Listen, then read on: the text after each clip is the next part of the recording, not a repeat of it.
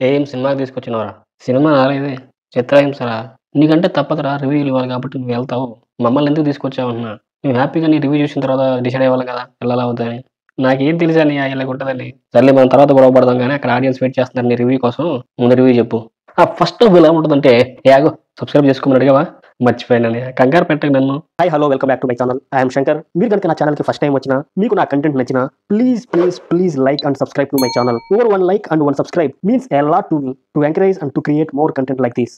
So ఇక కథ విషయానికొస్తే సోను మోడల్ అంటే మన విశ్వక్సేను హైదరాబాద్ ఓల్డ్ సిటీలో ఒక బ్యూటీ పార్లర్ నడుపుతూ ఉంటాడు. చుట్టుపక్కల ఉండే ఆడోళ్ళందరూ మనోడి మేకప్ స్కిల్స్‌కి ఇంప్రెస్ అయ్యి ఏ ఫంక్షన్ ఉన్నా, పండగ ఉన్నా, అసలు ఫంక్షను, పండగ ఉన్నా లేకపోయినా మనోడి దగ్గరికొచ్చి మేకప్ వేయించుకొని మనోడి బ్యూటీ పార్లర్‌ని ఓల్డ్ సిటీలో బాగా ఫేమస్ చేస్తారు. అలా తన కస్టమర్స్‌లో ఒక ఆవిడకి హెల్ప్ చేద్దామనే ఉద్దేశంతో మీ ఆయన చేసే ఆయిల్ బిజినెస్‌కి నా పేరు పెట్టుకోమని చెప్పి వాళ్ళ బిజినెస్‌కి ఒక బ్రాండ్ అంబాసిడర్ లాగా మారతాడు. అలా వాళ్ళకి సహాయం చేయడం వల్ల సోనీకి వచ్చిన ప్రాబ్లమ్స్ ఏంటి? అసలు సోను లేడీ గెటప్ వేసుకొని అమ్మాయిగా ఎందుకు మారాల్సి వచ్చింది అనేది rest of the story.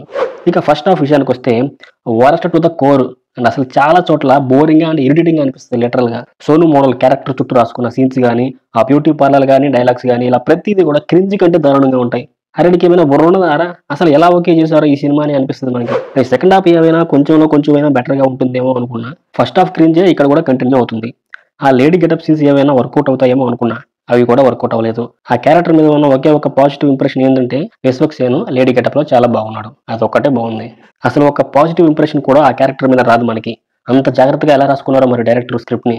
So ఫైనల్‌గా 'లైలా' సినిమా ఒక వరస్ట్ స్టోరీ లైన్‌తో థర్డ్ గ్రేడ్ డైరెక్షన్‌తో తీసిన ఒక వరస్ట్ మూవీ. మాస్ ఆడియన్స్‌ని టార్గెట్ చేయాలనుకోవడంలో తప్పు లేదు. కానీ మాస్ ఆడియన్స్ కూడా ఇలాంటి వాటిని ఎంకరేజ్ చేయరు అనేంత దరిద్రంగా ఉంది అసలకి. అసలు విశ్వక్సేన్ కెరీర్‌లో ఇది ఒక బిగ్గెస్ట్ డిజాస్టర్ వరస్ట్ మూవీ. అసలు విశ్వక్సేన్ స్టార్టింగ్‌లో నీ ఫిల్మోగ్రఫీ ఏంటి అసలకి? ఒక 'ఫలక్నామా దాసు' హిట్, 'అశోక్ వనంలో అర్జున్ కళ్యాణ్' అండ్ వెంకటేష్‌తో దేవుడు క్యారెక్టర్‌గా ఒకటి చేశాడు బాగా ఉంది. అది ప్లస్ 'పాగలు' ఆ క్యారెక్టర్స్, ఆ స్టోరీ సెలక్షన్, ఆ జడ్జ్‌మెంట్ ఏమైందన్న అసలకి? కొంచెం పార్టీలు, మందు, సిగరెట్లు ముఖ్యంగా ఈ కాంట్రవర్షియల్‌ని తగ్గించి కథలపై ఫోకస్ చేయాలి. మాకు ఇంతకు ముందు ఉన్న విశ్వక్సేన్ కావాలంతే. So that's all for today's video guys. We will meet in next video. Do subscribe and don't forget to hit the bell icon to get more and more crazy movie stuff like this.